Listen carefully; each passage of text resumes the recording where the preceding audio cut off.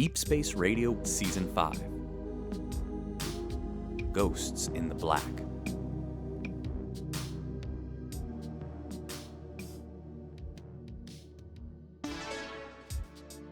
Hey, welcome back everyone. This is Collin Gossel, and you're listening once again to Deep Space Radio.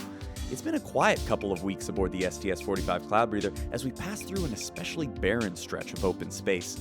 A faint layer of dust is blotting out all but the brightest stars, leaving us alone in a vast sea of black, the rumble of our engines and light from our hull the only signs of activity for light years in every direction.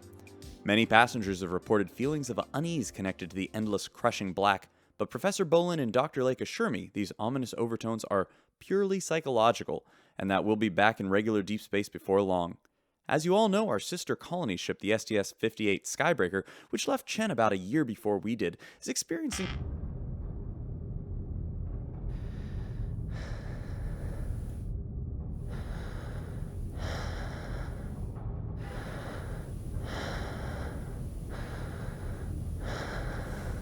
So be sure to keep your sun lamps on for several hours a day just in case, folks. And try to keep calm. This is just another day of interstellar travel after all. I have an official apology to make, ladies and gentlemen. And though this isn't the first time I've had to issue a statement of regret from Deep Space Radio, my speculation into the captain's sexual activity and the well-known bridge incident both spring to mind, I can at least assure you that this particular disaster wasn't my fault. Directly, that is. Yesterday, during our usual program, an unsettling voice broke into our broadcast, frightening and disturbing countless members of the crew. The architect of this minor panic was quickly discovered to be teenager Mercury Theed of Deck 7, whose usually tasteful pranks seemed to have taken a turn for the not-so-funny. Though I had no part in the planning or execution of this prank, I still feel a need to apologize, since I'm the one who gave Mercury access to some of our back-end programming information while teaching her about the ins and outs of broadcasting. Rest assured, listeners, that access has been revoked, and I'll think twice about being so open with Miss Theed in the future. Officer Maxwell, exhausted by his many previous dealings with Mercury Theed, reports that the teenager will once again be put on probation with a strict curfew enforced and her movements monitored by the computer at all times. Wholeheartedly agreeing to these terms on top of his own punishment, Bradley Theed offered this joint statement with Mercury in the latest of a series of public apologies from the teen. Everyone, my daughter here owes you yet another apology. Go ahead. I mean, sorry. I made a harmless joke that hurt no one. Mercury, being an adult on a ship like this means looking out for one another, not enjoying ourselves at each other's expense. You're old enough to start understanding that. Fantastic. I guess that's another lesson I failed to learn. Look, I'm sorry. I'm sorry. A million times, I'm sorry. I guess I just suck. If your mom was here... Well, she's not, is she? Can I go now? Yeah. Back to cleaning the litter off the lifts, like I said. I know. On a spaceship, there's always someone watching you. That's doubly true if you happen to be Mercury Theed, the teenager on probation with law enforcement following her hijacking of my broadcast 2 days ago. Since that time, her movements have been constantly monitored by the ship's computer, who picked up this noteworthy exchange at Ruth's bar as Mercury was sent there to collect trash. Well, if it isn't the troublemaker herself.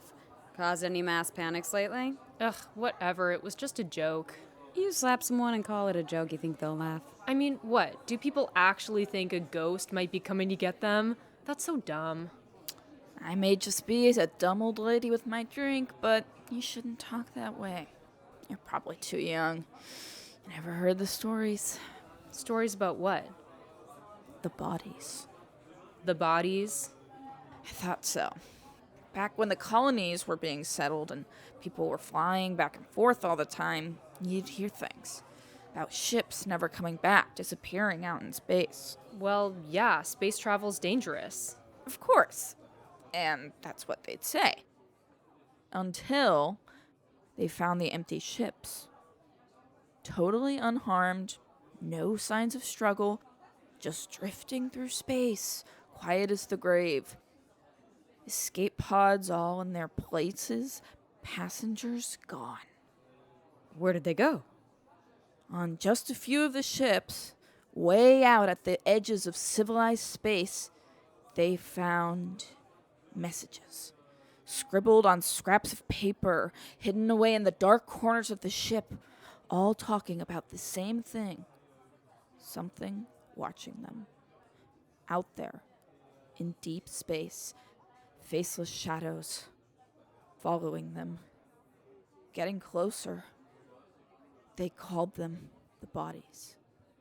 Okay. Cool, obviously, but that's clearly not real.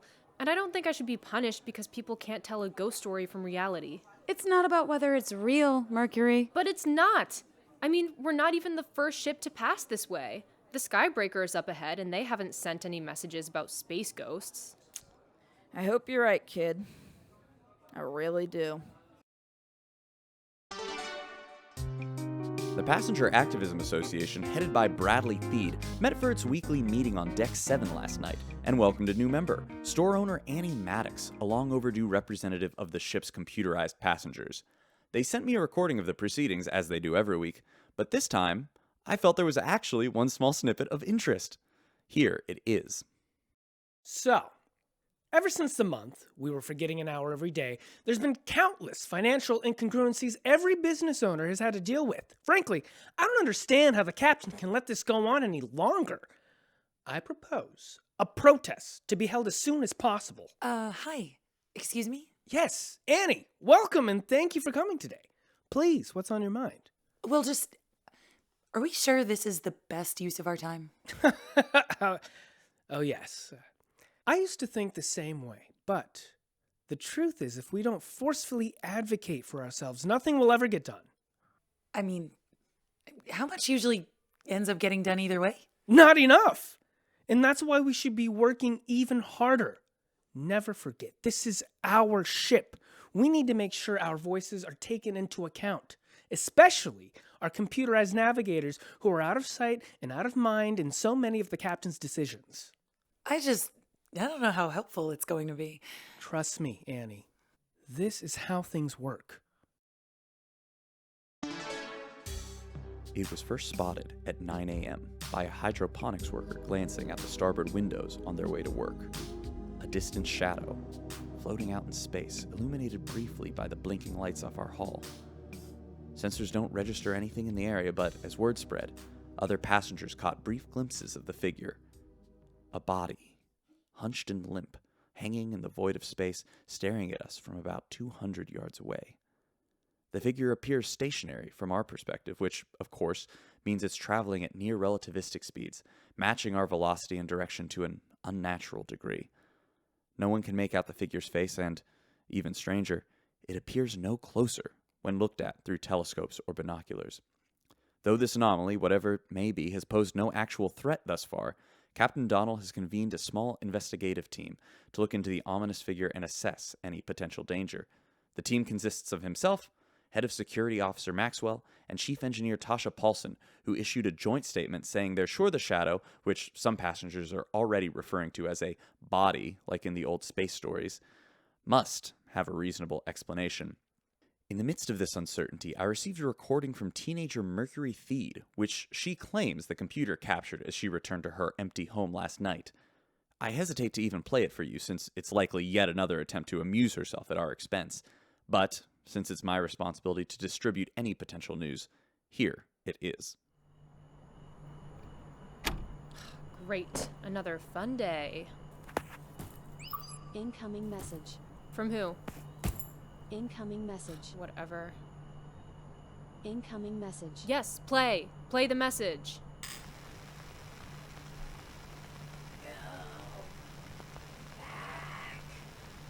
Ha ha. Computer, what is this? Go back while you can. Computer, turn it off. You all will die. What? Computer, who sent this? Please restate request. That message, who sent it? Records indicate no recent messages.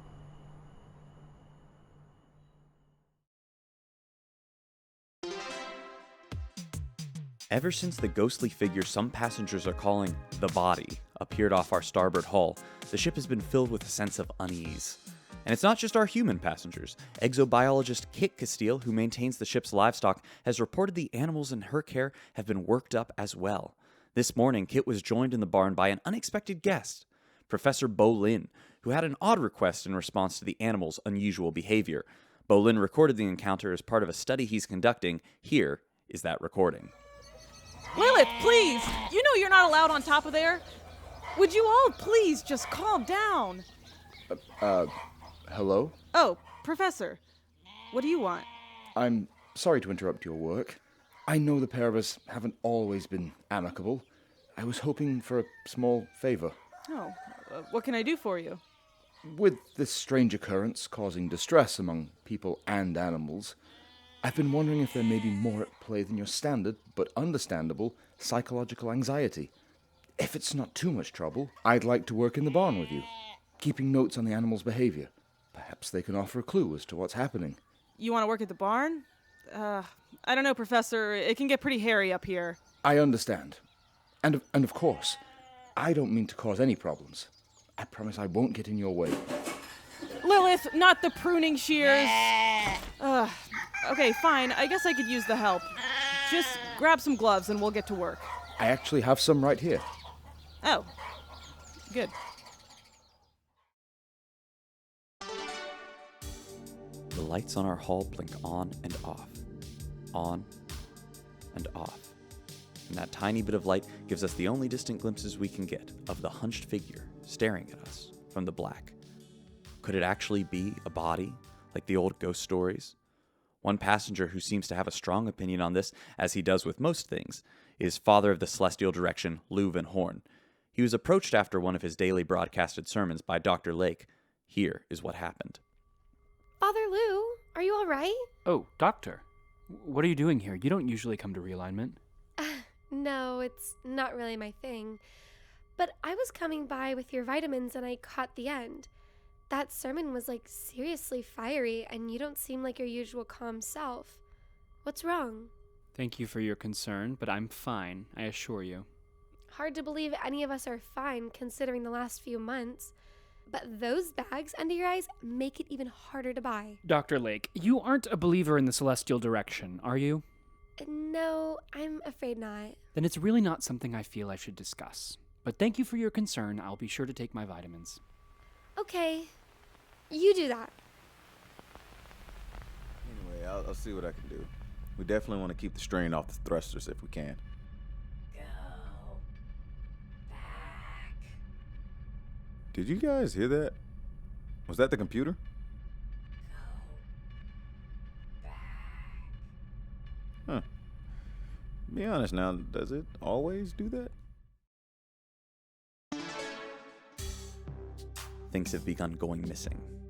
Passengers are reporting unexplained sounds, and everywhere, for everyone, the inescapable feeling that there's someone in the room, watching them. Of course, these phenomena could all be psychological, caused by the understandable fear of whatever that thing is off the starboard hull. But one encounter that's harder to write off, however, is this one, experienced by Mercury Theed. After her previous fraudulent claims of paranormal activity, the computer has been tracking her movements and so recorded this interaction while Mercury was alone in her home last night. Yeah, come in. Fine. Jeez. Oh, wow, no one. Very funny. I must be losing my mind.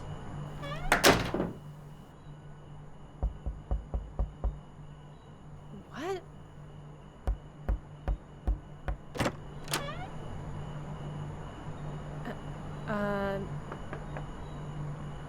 How could you get to the back door so fast?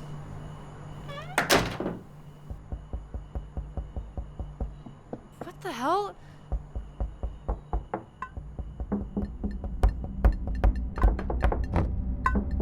What do you want? Stop! Whoa there, Mercury. You're gonna hurt someone flying out the door like that. What's the problem? Dad, did you hear that? Hear what? The knocking.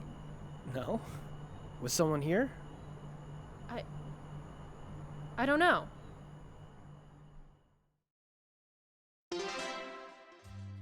The question none of us want to ask as the days go by is, of course, could that thing watching us from deep space actually be one of the bodies? The bogeymen that stole entire crews away from their ships in the old ghost stories told to us by our grandparents. Well, ever since the figure was seen floating outside, one passenger has been preparing for the worst. That passenger is, of course, Martha Crittle, who's old enough to have told a few of the stories herself. With her advice on what we should do next, I've got Martha on the show now. Martha? Hi, Collin. Thanks for telling viewers, as always, how ancient I am. Well, it's true. My father used to tell me stories about the bodies. Some people thought they were souls from the past coming to reclaim their loved ones. Others thought they were some kind of alien from a parallel dimension. But with so few living witnesses to tell the tales, it was never certain. There's only one ship that ever claimed to see one and get away. They drifted into a space dock on half power, the entire crew unhinged and erratic. They said the legends were true. The bodies were real, and they'd kept them at bay by performing a ritual. They wrote in their journals, the creatures were coming for us, so let the animals drink of our finest wines, and we were saved. Maybe, if the bodies were truly spirits from the past, they appreciated these antique alcohols and kept away. In this one case, at least, it seems to have worked. So, I propose we begin the ritual immediately. That's why I've brought along my friend Ruth here. You said you needed moral support. And financial. As soon as we can, Ruth will be launching a bottle of her finest aged wine into space to ensure our safety. A what? Oh, come on now, Ruth. It's your wine or your life. Surely the choice isn't that hard. Tell you what, you're pretty old. Maybe we should shove you out into space and see if that helps. Well, either way, the ritual will be soon, folks. Today, the hunched ghostly figure watching us from off the starboard hull raised an arm as if it was reaching towards us. Still, no one seems able to see the figure's face and, as always, attempts to see it with the telescopes are useless. In response to this change, the investigative team, comprising Captain Donnell, Chief Engineer Tasha Paulson, and Head of Security Officer Maxwell, are preparing to take a shuttle out to get a closer look at this thing and try to determine what it is. I'm Collin Gossel for Deep Space Radio, going live to the docking bay now. That's perfect, Officer Maxwell. Just make sure all the safety precautions are in place. Oh, Father Lou, what are you doing here?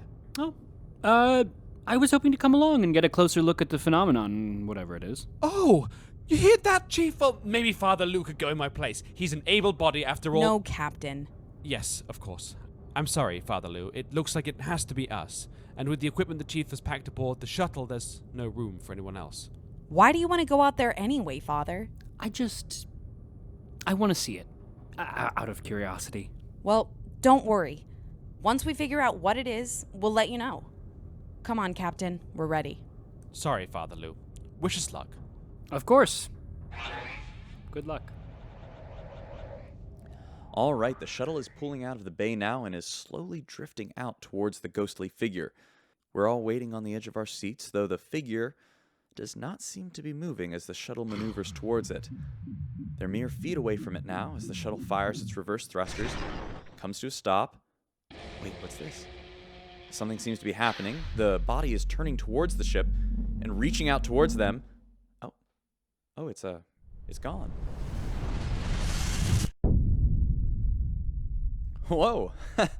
Hey, I don't know what that was, but for better or worse, it looks like the ghostly figure outside the ship has disappeared.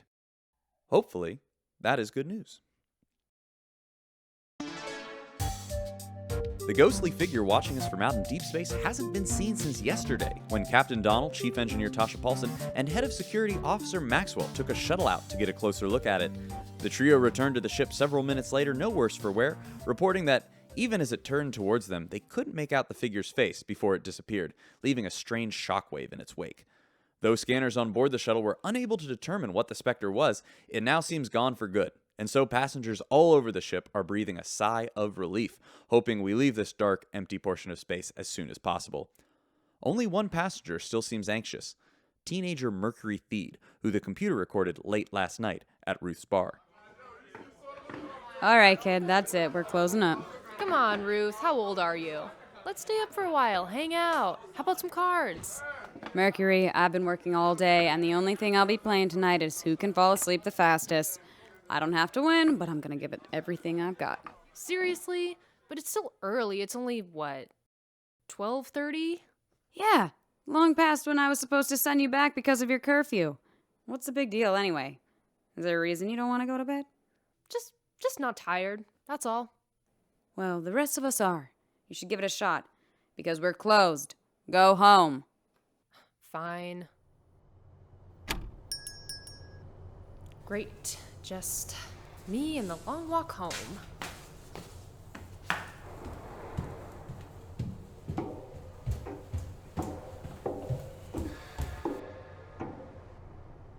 Hello? Is someone there?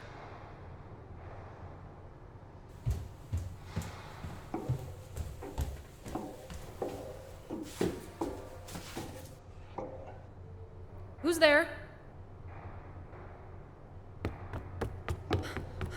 Just gotta get to the lift.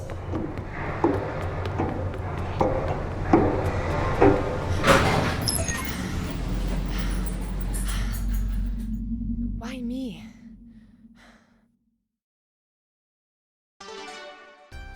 Collin Gossel here for Deep Space Radio passengers, and the ship settles back into a state of normalcy as we approach the end of this dark, empty patch of space. Perhaps we were all worried over nothing. To help quell recent fears, Father VanHorne of the Celestial Direction and Dr. Lake held a small gathering on the main concourse to try and instill a sense of calm. Here is a snippet from the event. Everyone, please. That thing out there, whatever it was not a ghost, a spirit. It had a scientific explanation. Of that we can be certain. And so, though fear is a natural reaction to the unexplained, we must not let superstitions overcome us. These ritual burnings of sage and belongings must stop. Whatever that thing was, we cannot let it shake our faith in the celestial direction. Yeah, I definitely agree about that. So everyone just be chill. No need to get worked up. Everything is gonna be all right. Hard not to agree with that. There was also a small gathering today in hydroponics where two passengers, Mulvey and...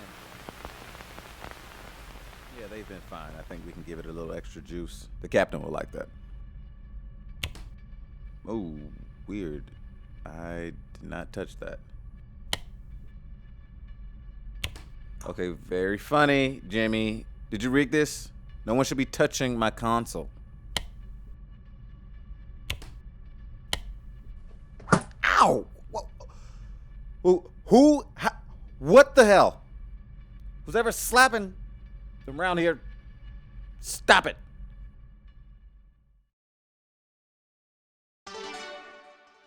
The screams began at 10 p.m. last night. They can be heard no matter where you are in the ship. Distant, ghostly cries, always muffled, as if the person in danger is just out of reach.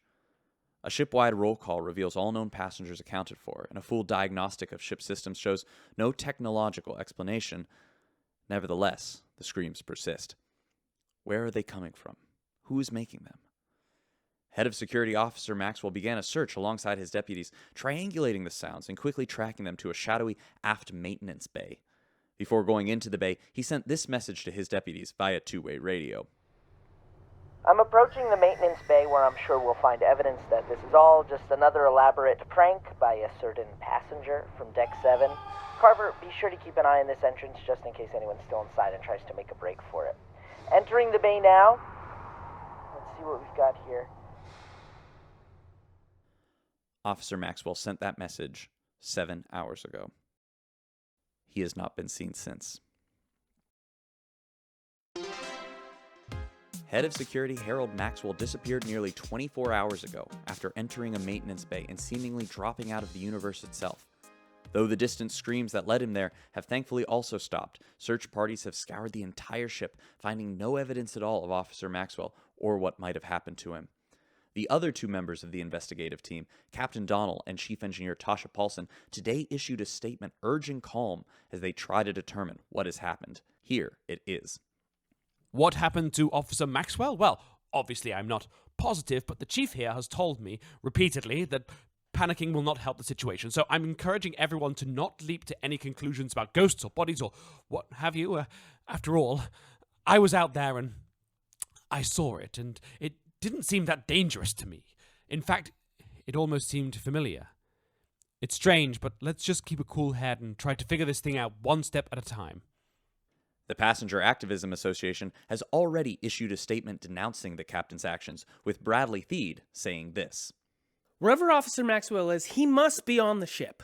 Slowing down to find him keeps the rest of us in this apparently dangerous part of space with no guarantee it even helps. We should be firing full speed ahead to get out of here. We can find Maxwell once we're all safe. But what if he isn't here on the ship? We don't know what's going on. We can't just fly away without Herrold. That's the last thing anyone wants. But we have to do what's right for as many people as possible. Well, people are disappearing from the ship. No one knows how or why, but with Officer Maxwell now officially declared missing, Martha Crittle, our resident expert on the bodies, who many believe to be behind this, is about to hold her planned ritual to try and keep the ghosts at bay. This is Collin Gossel for Deep Space Radio, going live to Inside Airlock 4 now. Hello, everyone. Martha here in the airlock, preparing to load a bottle of our finest Merlot into this launch tube. Ruth, do you have the wine? Yes, I have the wine. It's extremely old and expensive, as requested. Excellent. I'll take that. If you just hand it to me. Ruth, honey, you have to let it go. Sorry. It's okay. Now, Oh, Mercury? Dear, what are you doing here? Oh, hey. I just thought it'd be cool if this worked, you know? Do you guys need any help? I think we've got it. It's fine. Just don't get too close to the airlock. All right, here we go. Bodies from beyond this plane. Let us pass and enjoy these spirits from your time, long before we came to disturb your rest in the void. It's gone. And that's it? That's it.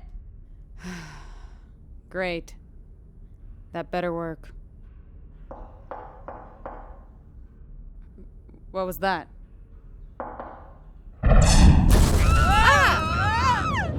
The door is open! We'll be sucked out! Hold on to the safety bars! Martha, I've got you! I'm slipping! Just hold on, Mercury. The ship should extend and deflect your shield in a minute. I can't.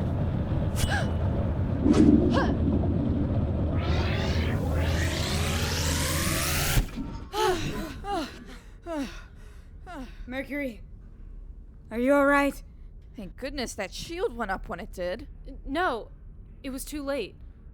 What do you mean? Something grabbed me in the air. It stopped me from falling out. Really? I didn't see anything. Me neither. But whatever it was, I guess I'm glad it was there.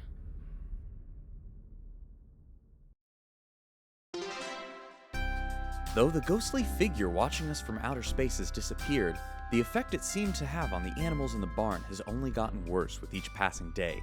Their anxious behavior is being recorded for scientific purposes by Professor Bolin, who, to the surprise of pretty much everybody, has been helping exozoologist Kit Castile with her work in the barn. Here's one such recording that he made earlier today. Easy, Claudine. Everything's okay. You're fine. What is going on with you? Claudine, if you don't calm down, you're gonna break something. Carrie, pardon me. Do you mind if I... I don't know, Professor. Claudine's pretty riled up. I don't know if you should get too close. There now. Something got your goat, eh? Come on. There we go. Oh my god. How did you do that? Just something I picked up from my father, I suppose. Did he work on a farm? Lived on it as well. The Bolin family ranch, where many of the scenes from my early years took place. Wait, you worked on a farm? I didn't come out of the womb a professor, you know. Right, of course. I just always figured, I don't know. That my upbringing was an erudite affair. Yes? Well, I can't blame you. I made every effort to separate myself from that world. It was a necessity, to be taken seriously as an academic. But I'll admit, now that it's all behind me, and there's nothing left to prove, I still feel most at home amid the acrid stench of livestock. Thank you again for letting me work with you, Carrie. Of course. Professor, you're welcome here anytime. And you can call me Kit. Everyone else does. Do they? Shame. Carrie's a fine name. In other unexpected news, Captain Donnell this morning issued a short statement which had many of us scratching our heads. Here it is. Everyone, I've just remembered. I don't want to get anyone's hopes too high, but I think I finally understand why the body seems so familiar. I'm going to do a little digging, and hopefully everything will be right as rain very, very soon. We woke to screams in the middle of the night, louder than before, and closer, still with no clear source. At the time, we thought we were lucky when they stopped after just a few minutes, but when we woke up this morning, Captain Donnell was gone. Just like Officer Maxwell, there's no sign of him left on the ship, causing a minor panic as the rest of the Cloudbreather wonders what could have taken him, and who could be next. We are in unprecedented waters, ladies and gentlemen. The most immediate danger is shipwide pandemonium, as fear over what seems to be hunting us spreads between passengers. Many have begun performing ancient rituals passed down through Martha Crittle's stories. They've been burning sage and antique objects to protect themselves from these ghosts, and not listening to Father Lou VanHorne's insistences that there must be a scientific explanation for the bodies. With the captain gone, we must also fill the power vacuum he's left behind. The next officer in the Cloudbreather's chain of command would be Chief Engineer Tasha Paulson, but with the other 2 members of her investigative team already taken, she has chosen to decline the role so the ship can maintain a steady hand should the worst come to pass. When sought out for comment, the chief had this to say. I don't know what happened to the captain, but there's a pretty clear pattern of who's being taken. And if I'm next, I want to help as much as I can with the time I have left. And I know one thing for sure. I'm at my most useful in the engineering bay, not in the captain's chair. But I'll just say this. Whoever accepts the role will have big shoes to fill. Well, maybe not big shoes, but you know what I mean. With Captain Donnell taken by the bodies, the ship needs someone to fill his chair and lead us out of danger. Since Chief Engineer Tasha Paulson turned down the role, the next in line would be Science Advisor Ramiro Bolin. But when asked about assuming command, Professor Bolin had this to say. As flattering as the offer may be, I think I'm getting somewhere with this research. This isn't the time to pursue frivolous flights of fancy. I must continue my work here, in the barn. Professor, are you sure? You're covered in what I really hope is mud. I'm sure. This is the place I should be right now. And it's not mud. With Professor Bolin declining the job, the mantle of captain finally fell to a willing candidate, Bradley Theed, head of the Passenger Activism Association. Bradley, now in the position of power he has long found himself at odds with, issued this statement. I, obviously, never thought I would be in this position, especially under these circumstances. But now that we're here, all I can do is ensure the safety of the passengers aboard this ship. And that I will do as much as any captain who has come before me. I promise you. But while someone may now be sitting in the captain's chair, there are many on board who can keenly feel the absence of our longtime Captain Donnell and, of course, our head of security, Herrold Maxwell. I visited Ruth's bar earlier today to catch up with the new acting head of the Passenger Activism Association, Annie Maddox, and she had this to say. It just feels wrong. Empty. The whole ship feels different without the captain's nervous announcements and Herrold doing his morning patrol. I keep looking over to say something to him, but with what we've been through these last few months, they're more than friends. Are we just gonna blast off and abandon them to save ourselves? We have to find them. We have to. I know they'd do the same for us. Whoa! Mercury, are you okay? Sorry. Yeah. Did you see that? No. What? Someone standing at the door. For a second, they almost looked like... Like what? Nothing. Excuse me.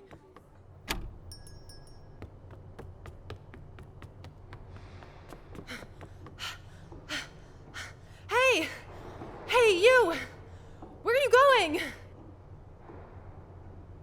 Mom? Mom?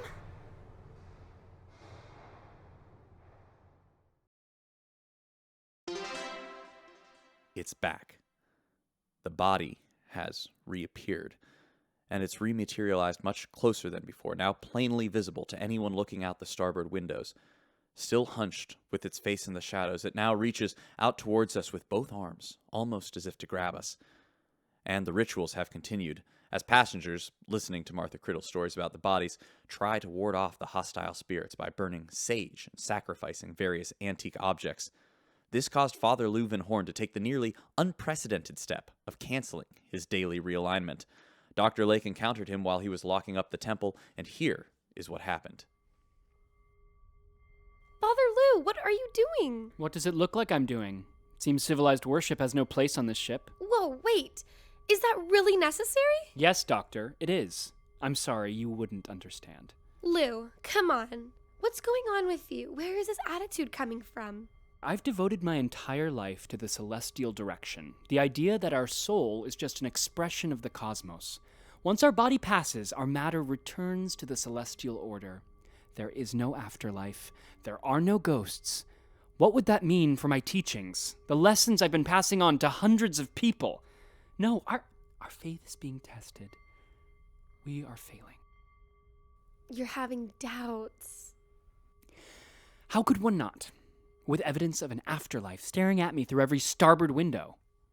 Father Lou, you know I don't follow the celestial direction. Intentionally. Sure. But I do know this. The faith you give to many of my patients improves their lives, whether I understand it or not. I'm a scientist. I don't get it.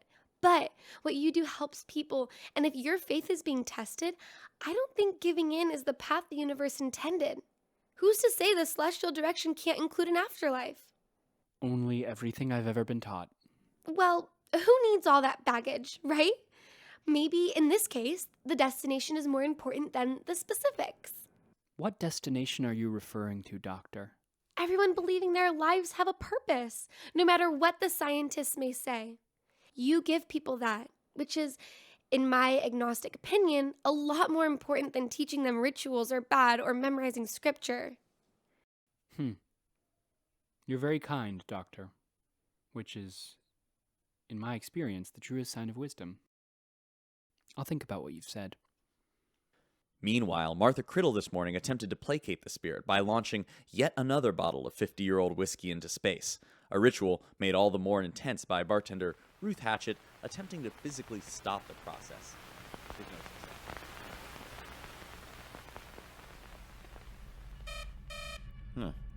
Pressure in the aft exhaust vents.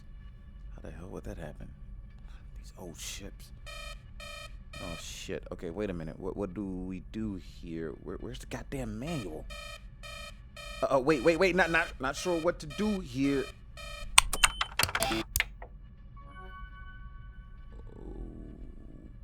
Okay. I know you can't flip your own switches, so whatever did that, thank you, I guess. One by one, the investigative team that approached the ghostly figure floating in space has disappeared from the ship. Officer Maxwell walked into a maintenance bay and never returned, while Captain Donnell disappeared from his bed in the middle of the night. Now only one remains, Chief Engineer Tasha Paulson. With multiple recording devices monitoring her at all times, the chief is attempting to go about her day-to-day life despite the possibility that she may be the next to disappear. She's right now working through an issue in engineering alongside her girlfriend, Kit Castile, throwing to her feed now. All right, I just need to polish these rotation bolts, then we should be ready to oil and align them. How long are you going to keep at this? As long as I can. If something happens, I want to make sure everything's taken care of here. Tasha, nothing is going to happen to you. But if it was, would you really want to spend your last few hours aligning some bolts? Aligning the bolts can be fun. More fun than watching a vid story with your tired, dusty girlfriend? I mean, it's close. Tosh, come on. For me. Okay, you win. Let me just grab my bag. Thank you! Now, how are we feeling for the story? Funny or serious? Tosh? Tasha?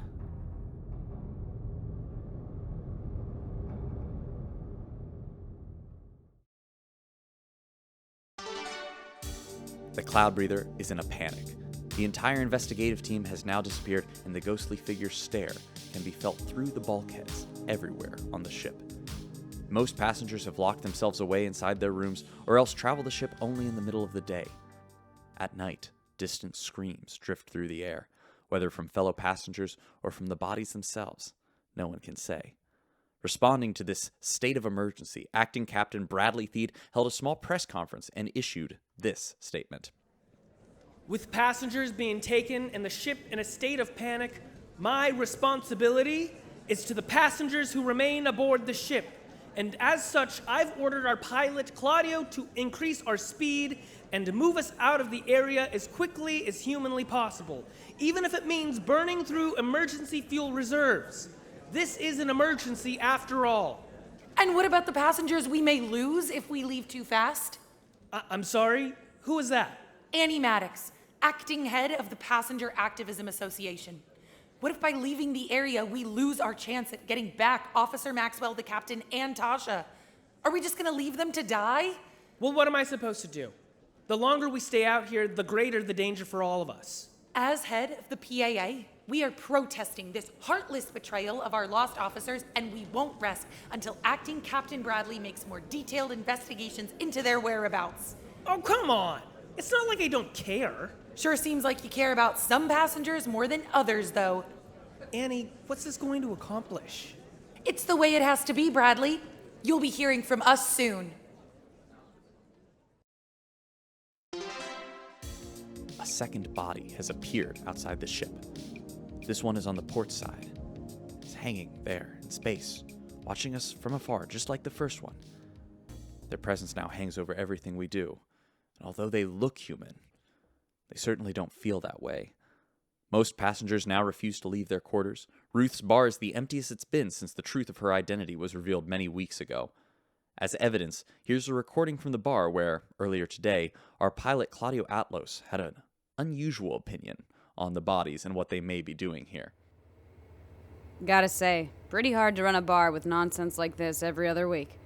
Not even gonna bother fully stocking next month. Assuming we survive till then. You know, nothing. What? It's just, I don't know if the whatever that thing is actually trying to hurt us. Oh, like it just took the captain, Maxwell, and Tasha as a little prank? Look, I don't know what that's about. I'll just say if they wanted to hurt us, what are they waiting for? And plus, there was this thing that happened on the bridge with these switches. Switches? Forget it. Oh, you'll love this, Mercury. Claudio here thinks maybe the Shade is our friend. Wait, really? You think so too? What? For a while, I didn't know what they were, but lately it almost seems like they're trying to, help me or something. Yeah, that's what I'm saying. Maybe they're not trying to hurt us. They're just trying to, talk to us. That thing outside looks creepy as hell, but maybe that's just how they look. Wait. Oh, hold up, you two. Why, if these things really want to just chat, are they only reaching out to you two? The pilot and some kid? I don't know, but I think I saw one the other day and it seemed familiar. Familiar? Yeah, just familiar, like the captain was saying. Well, I'm just glad someone around here gets it. If you seen anything else, you let me know. Same. This really feels important somehow. Like they might need our help. Breaking news, passengers. Despite continued protests by the Passenger Activism Association, we're going live to the bridge now where Acting Captain Bradley Theed is about to order the ship to increase speed and leave this dust cloud as soon as possible. I'm Collin Gossel for Deep Space Radio, going live to the bridge now. All right, Claudio. Increase to maximum fuel injection on my mark. Ready? 3, 2... Wait, Captain, there's a problem.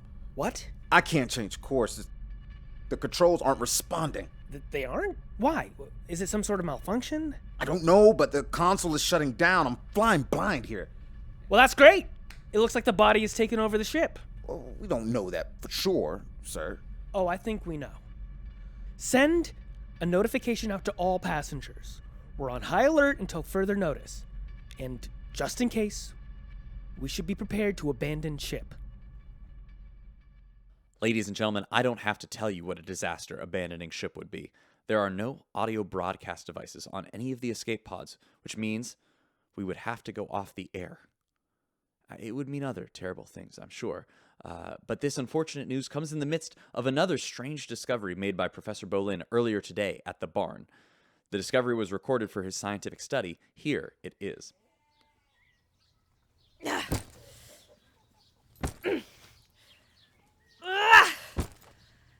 Carrie, I understand you're likely distraught over Chief Paulson's disappearance, but I have some news. Huh. Distraught. I guess that's a good word for it. I've been studying the brainwave patterns of the animals. At first, with their strange behavior, I thought perhaps they could simply hear or see some sort of stimuli we couldn't detect. But I'm beginning to believe whatever is out there is actually influencing their thought patterns. It's like something's talking in their heads. So what are we supposed to do about it? Do some experiments? Run some tests? Is that supposed to help? Carrie, please. I'm not sure exactly how yet, but if we can find some way of translating these brainwaves, we could potentially make contact with the entity or entities causing all this. Perhaps we can find out what happened to Chief Paulson. You think so? I hope so. I'm doing everything I can. All right. Whatever gets them back, I'm in.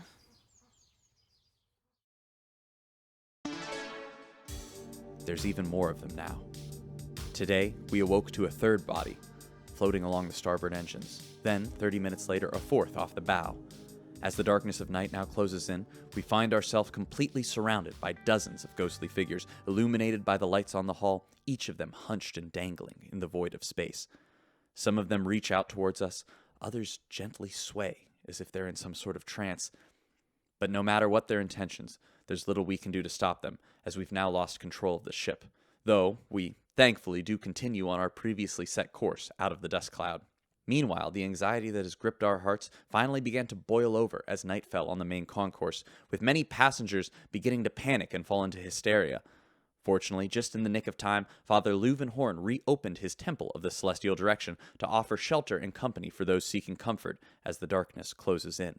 Here is a recording from the main concourse. Everyone, come in here! Yes, with the sage is fine, whatever puts you at ease. There's room for everyone. Hurry, come indoors. Are you okay, Martha? I don't understand. I did just like the old book said. What are you talking about? It said the creatures were coming for us, so we let the animals drink of our finest wines and we were saved. Well, so much for that. Huh. Wait, Martha, what if it didn't mean those animals, it meant our animals? I mean, I suppose it could have. Okay, this is huge. We need to get our hands on some old wine, like, now. I've got just the person to help. We've begun to see bodies aboard the ship. Sleeping passengers will awake to a hunched figure watching them from the corner of the room. They scream and it disappears. Farmers on the agricultural deck see them standing in the tall cornfields, gone by the time anyone approaches. Even I, as I prepared my equipment to broadcast today, nearly lost my nerve when I caught a glimpse of a shadowy figure hunched behind my chair. There's nowhere to run or to hide. Wherever we go, they're watching us. With options running low, Bradley Theed was approached on the bridge by acting head of the Passenger Activism Association, Annie Maddox, who has been staunchly protesting Theed's actions since he took over as captain of the ship. Here is what she had to say about his latest missteps. Bradley, what are you doing? At least get off the floor. Ah, come to finish me off, have you, Annie?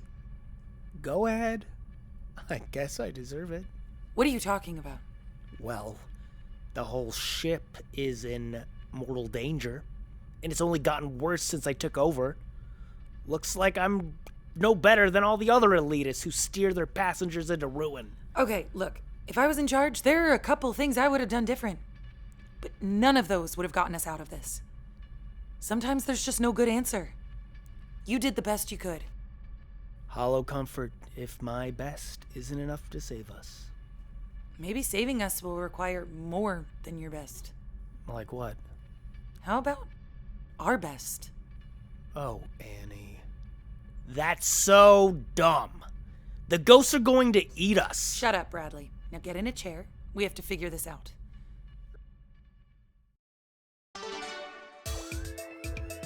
With almost 100 bodies now surrounding the Cloudbreather, passengers are taking cover in whatever enclosed spaces they can, hoping the creatures won't find them if and when they finally invade the ship. Meanwhile, something seems to be happening at the barn, where Professor Boland's scientific recording devices just captured this very strange interaction. Kit, are you in here? Yeah. Hi, Mercury, Martha, Ruth. What are you doing here? We're on a very important mission. Listen, I know this sounds crazy, but we think we need to give one of your animals some wine. I don't know. Hardly any of them are over 21. See? This is a bad idea. We should go. No. Wait. What wine exactly? A 40-year-old Cabernet. 40 years old. Yes. That might just work. What do you mean? Yeah, what do you mean? The waves are interfering with the animal's brain processes. A sufficiently aged wine or spirit could dull their neural receptors and separate the two distinct patterns. And once the two waves are independent, we may be able to interpret and understand them. Yes, that's exactly what I was thinking too. Great. Fantastic. Okay, so what exactly do we, need to do? Well, if we're gonna do this, we need to do it right. Mercury, turn down the lights. Ruth, Boleyn, close the doors. We need solitude. Kit, bring an animal.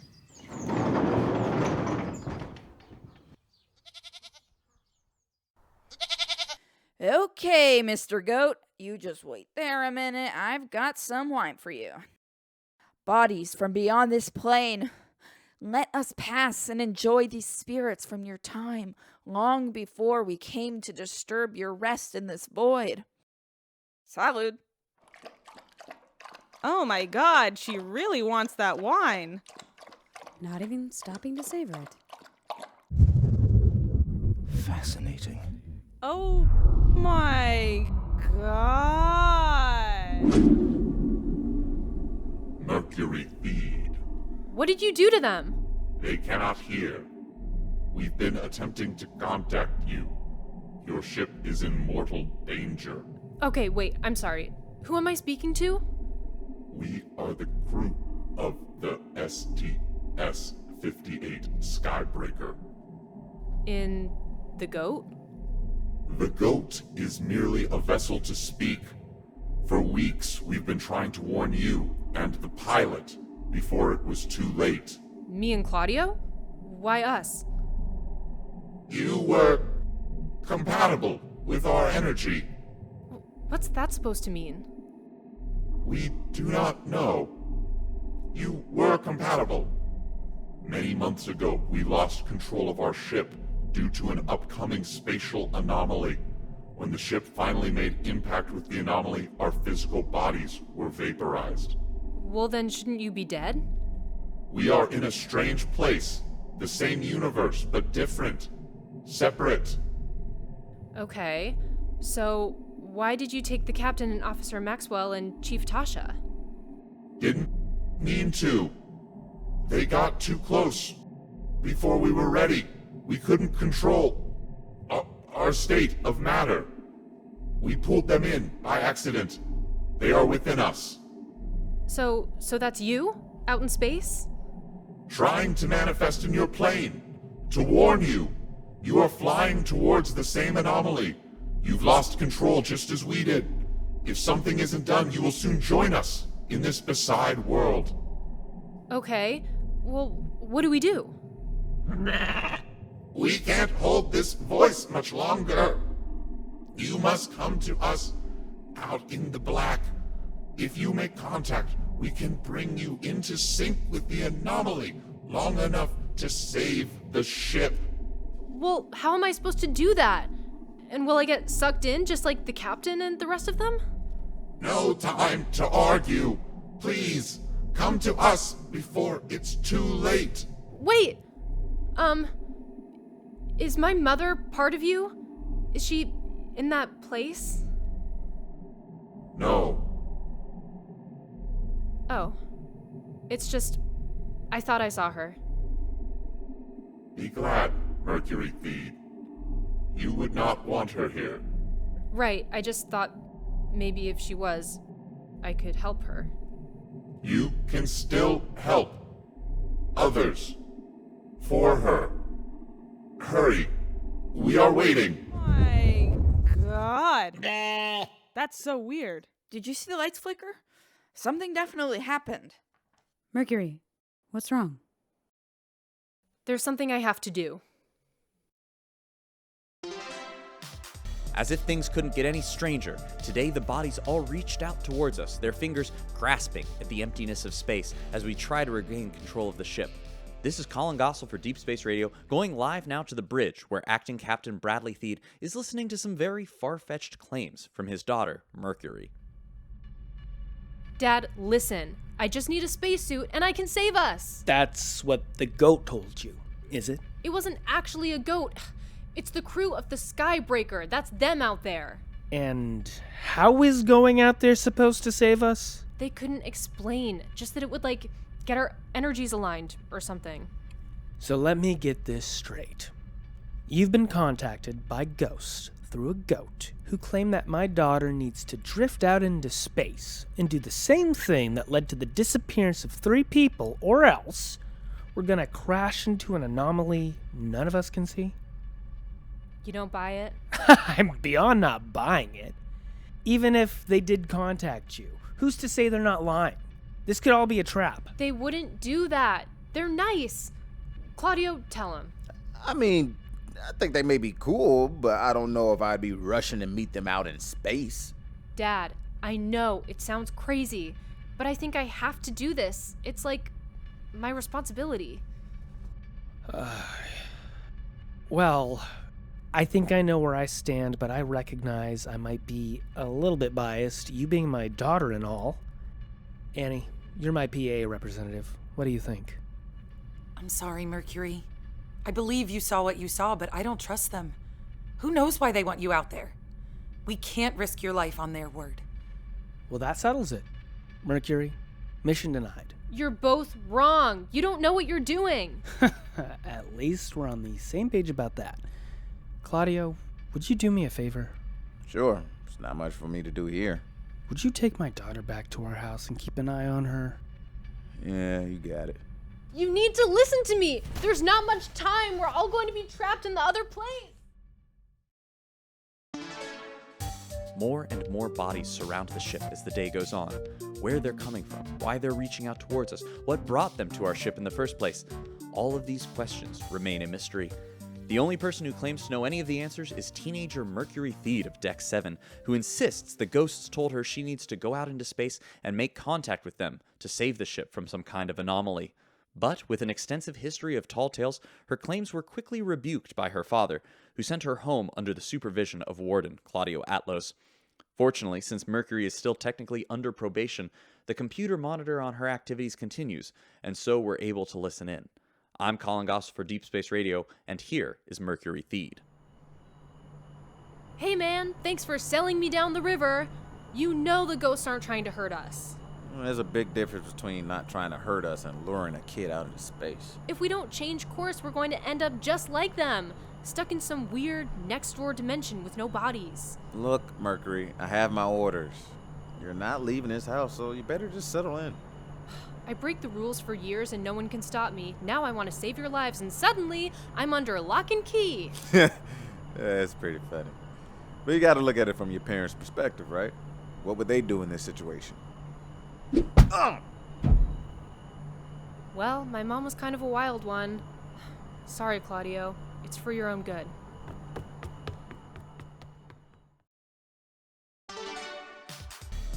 Mercury Theed just knocked out pilot Claudio Atlos and made a break for the airlocks as the bodies continue to close in around the ship. Before anyone could stop her, she had a spacesuit and is right now opening the airlock out into the void. Going live to her suit's feed now. All right. Here we go.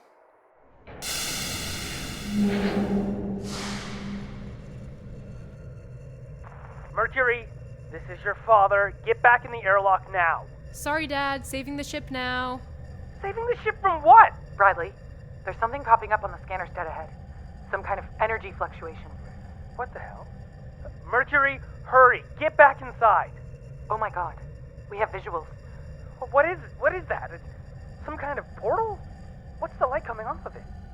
The computer doesn't know, but we can't change course and we've got less than 2 minutes to impact. That's the anomaly. We're almost out of time. Firing maneuvering thrusters. God damn it. Who taught her to fire maneuvering thrusters? Who thought that would be a good idea? Oh my god, I can see it. It's so beautiful.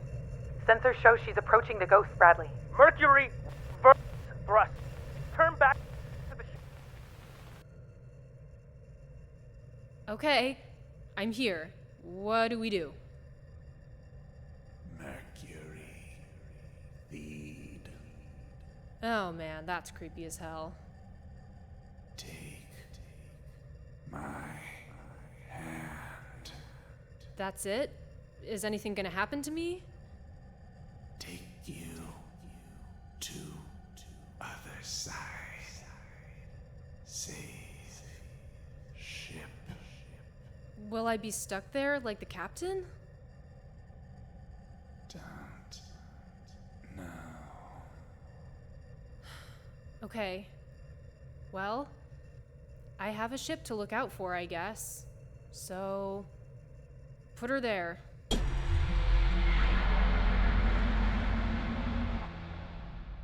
Mercury, I am ordering you as your father and the captain. Bradley, I have control of the ship back. Hard to starboard.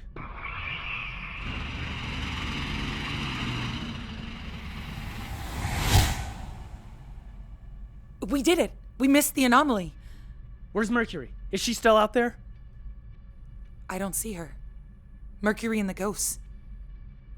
They're gone.